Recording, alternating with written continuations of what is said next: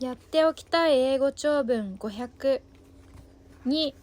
鴨の橋 In 1800, a stuffed animal arrived in England from the newly discovered continent of Australia.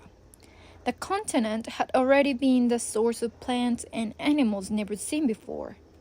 But this one was ridiculous. It was nearly 2 feet long and had fur-covered skin.It also had a flat rubber-like bill, a piece of skin between its toes, a broad flat tail, and a spur on each hind leg that was clearly intended to produce poison.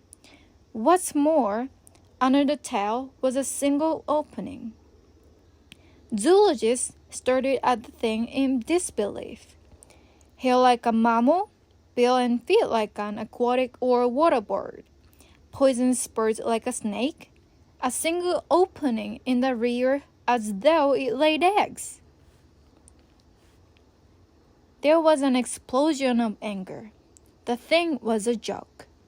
Some unfunny joker in Australia, taking advantage of the distance and strangeness of the continent, had stitched together parts of widely different creatures and was intent on making fools of innocent zoologists in England.Yet, the skins seemed to fit together.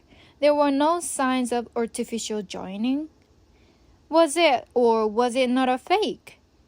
And if it wasn't fake, was it a mammal with reptilian characteristics, or a reptile with mammalian characteristics, or was it partly bird, or what?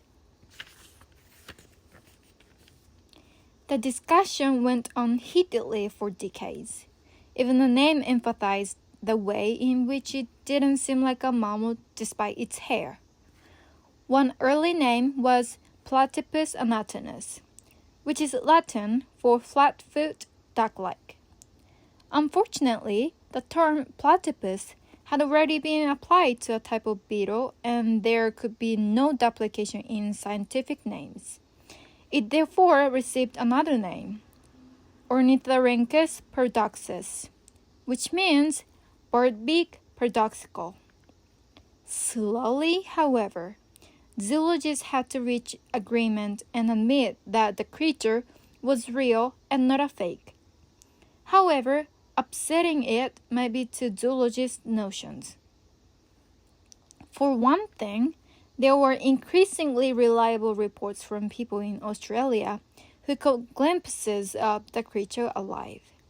The paradoxus was dropped and the scientific name is now Ornithorhynchus anatomus. To the general public, however, it is a duckbill platypus, or even just a duckbill.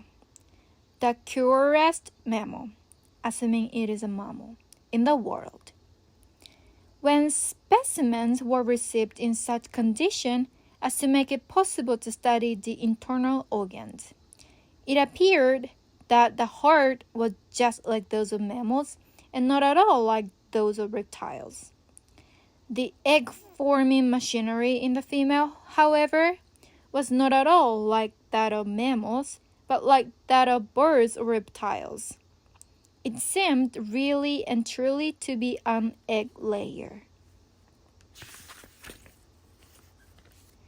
It wasn't until 1884, however, that the actual eggs laid by creatures with hair were found.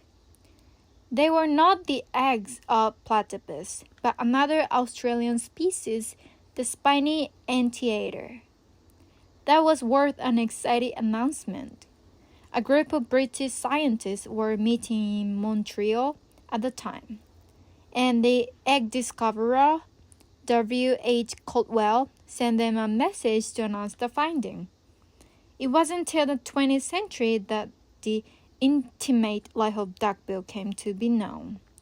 It is an aquatic animal living in Australian freshwater at a wide variety of temperatures.From tropical streams at sea level to cold lakes at an elevation of a mile.